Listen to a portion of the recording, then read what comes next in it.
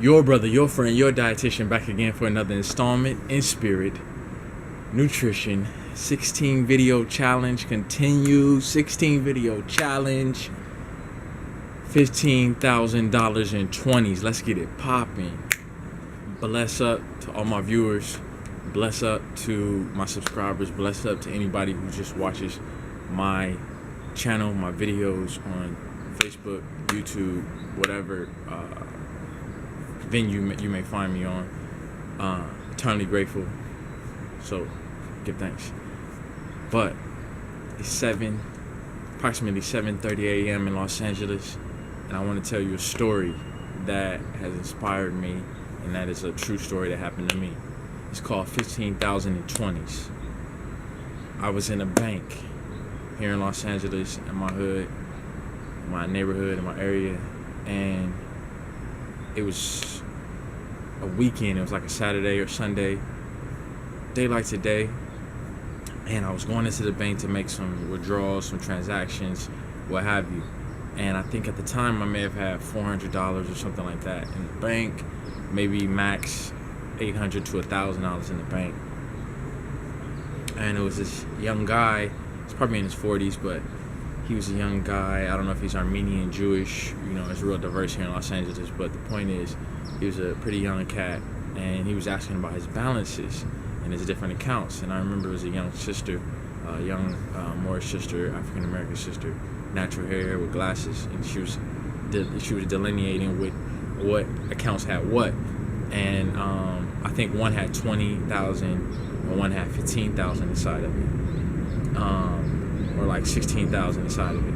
And I remember him saying, "Okay, I want 15,000 in 20s." And she was saying, "Okay, out of which account?" And I'm just sitting there shaking my head, like scratching my head, like, dude said 15,000 in 20s. Like, that sound real good. Like, that sound right. That sounds super good. Like, I need something like that in my life, right?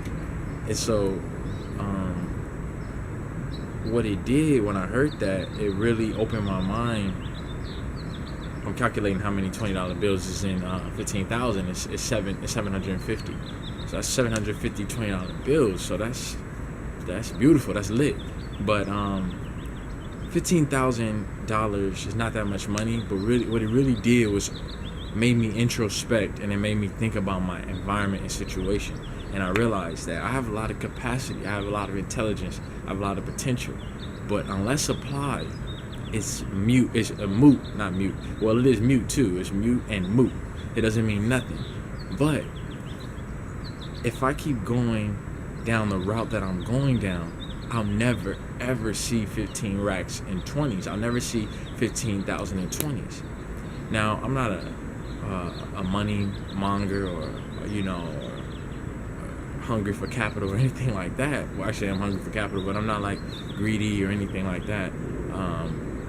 But the point is, it represents your potential.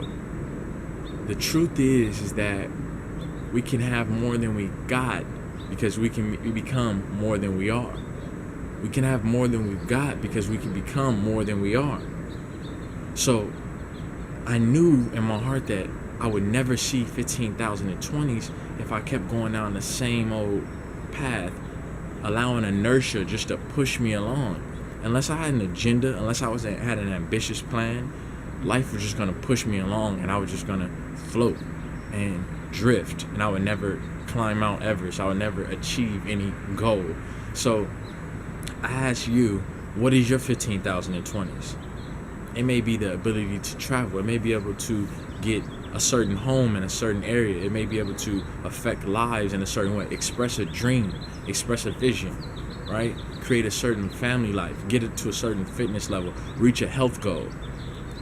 It represents abundance. It represents possibilities. That's what 15,000 in 20s represents.